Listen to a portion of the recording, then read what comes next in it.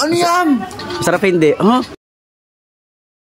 Isang umaga, habang nag-i-scroll ako sa TikTok, nagulat ako sa nakita ko. Alam nyo na ba to? Isang dilatang sardinas tapos hahaluan mo ng 2 pirasong itlog. Kapag pinaghalo at pinirito, ganito ang kalalabasan. Sa buong buhay ko ngayon ko lang nalaman na pwede palang haluan ng itlog ng sardinas. Kaya pumasok na ako ng kwarto para kumuha ng pera sa bag ko. Kaso nakita ko nakabukas na at wala na yung pera ko. Kaming dalawa lang naman ang tito ko na si Buyo-Buyo ang nasa kwarto. Siya lang din ang nakakalam kung saan nakalagay ang pera ko. Tapos bigla ko may nakita, yung 100 pesos ko sa bulsa ni Buyo-Buyo. Sigurado ako na 100 pesos ko yan. Ang palatandaan ko ay kulay violet ang 100 pesos ko. Kung wala siyang pera, pwede naman siya magsabi sa akin at bibigyan ko siya. Kaya para hindi siya masaktan, dahan-dahan akong lumapit at pasimple kong kinuha yung pera ko. Kaya mga bata, wag niyong gagayahin to ha. Charot, pera ko talaga to. Acting lang namin yun ni Buyo-Buyo. Ngayon nga pala, papunta na ako sa tindahan. Dahil sarado ang tindahan nila Dinong Place. Sa labas na lang ako bumili. Pare-pares lang naman sila ng mga presyo. Kulay orange na sardinas pala ang binili ko at 2 pirasong itlog. Tenen! So mga kadugyo, nakabili na ako ng sardinas at itlog. Sobrang mura nga lang na itlog sa amin, 5 piso lang. Ganito na agad kalaki. Siguro sa inyo 8 or 9 ang itlog, no? Kumuha na nga din pala ako ng mangkok. Kasi dito natin ilalagay itong sardinas. Medyo malikabok nga lang. Ano ba to? Grabe ang bango. Hindi ko lang sure kung kasama ba yung sabaw. Kasama ba yung sabaw pag... Kasi guys, sa buong buhay ko, first time ko lang gagawin to eh. Tapos basagin na natin ang itlog ko. 1.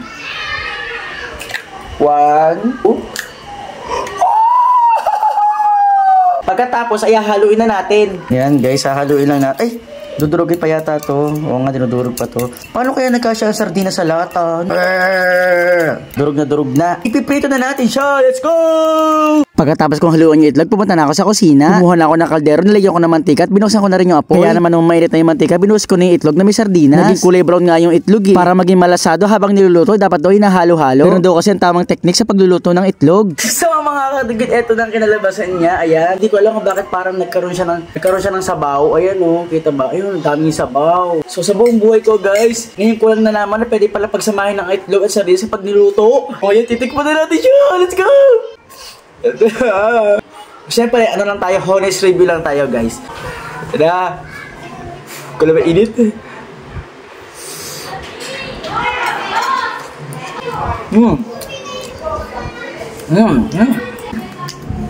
Masarap siya ha, masarap. So mga kadugit, tara, patikim natin sa iba. Let's go! Buyo-Buyo, tikman mo kung sabi mo sa akin yung honest review mo ha. Honest ha? Oo, yung totoo. Ano to? Sardinas tsaka itlog. Yung totoo ha. Masarap hindi? Sarap. Chambunggan.